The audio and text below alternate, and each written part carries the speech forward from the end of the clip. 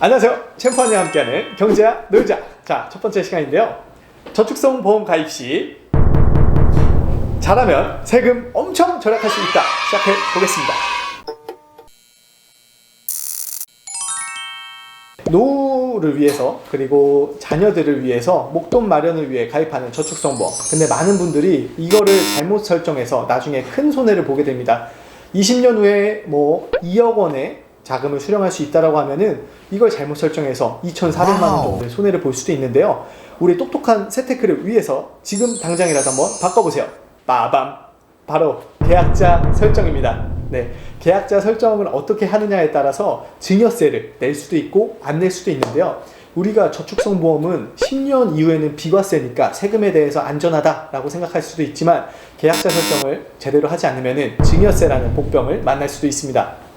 예, 계약자 설정이란 무엇인가? 이제 보험은 다른 금융상품들과 달리 이제 계약자라는 것을 설정하는데요. 여기서 보면은 가입 시에 계약자, 피보험자, 그리고 수익자 순으로 계약자를 설정하게 됩니다. 그래서 계약자는 보험금을 내는 사람이라고 보시면 되겠고, 피보험자 보장을 받는 사람, 그리고 수익자는 만기 시에 이 환급을 받는 사람이라고 합니다. 그렇다면 계약자 설정은 왜 중요한가?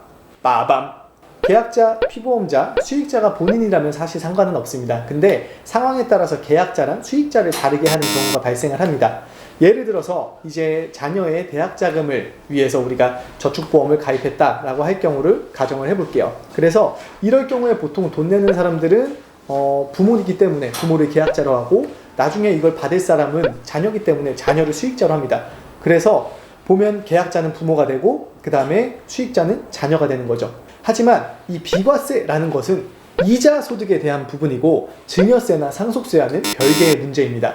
그렇기 때문에 부모가 계약자이고 이제 자녀가 수익자라고 하면은 국세청에서는 이를 부모가 자녀에게 재산을 증여한 것으로 보게 됩니다. 그래서 증여세가 발생하는 것이죠. 그렇다고 모든 보험금에 대해서 이런 증여세 부담이 생기는 건 아니고요.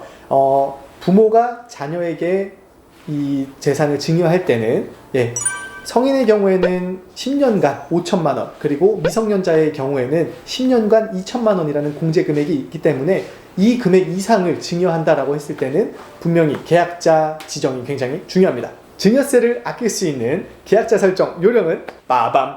바로 돈을 내는 사람과 돈을 받는 사람을 동일하게 설정하면 되는 겁니다. 즉 부모가 계약자라면 이제 수익자도 부모로 설정을 하게 되는 거죠.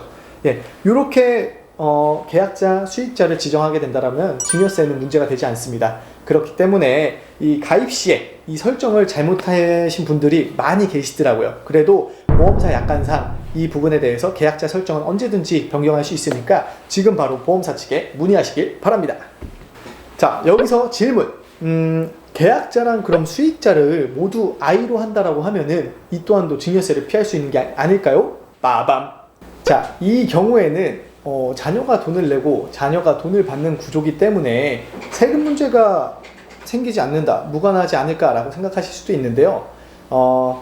자녀가 소득이 있다면 상관이 없지만 자녀가 미성년자 이거나 학생일 경우에는 이 소득이 없다면 국세청에서는 이 명의만 자녀로 돼 있을 뿐 실질적으로는 부모가 이걸 납입했다고 간주합니다.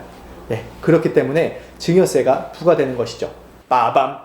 물론 미성년자 자녀한테 일정 금액을 미리 증여를 하고 이 돈을 통해서 펀드 등의 운용 수익으로 보험금을 납입한다면은 증여세가 문제가 될 건 없습니다. 하지만 이 미리 증여하는 것조차도 국세청에 신고가 돼야 되기 때문에 조금 피곤한 상황이 발생을 하는 거죠.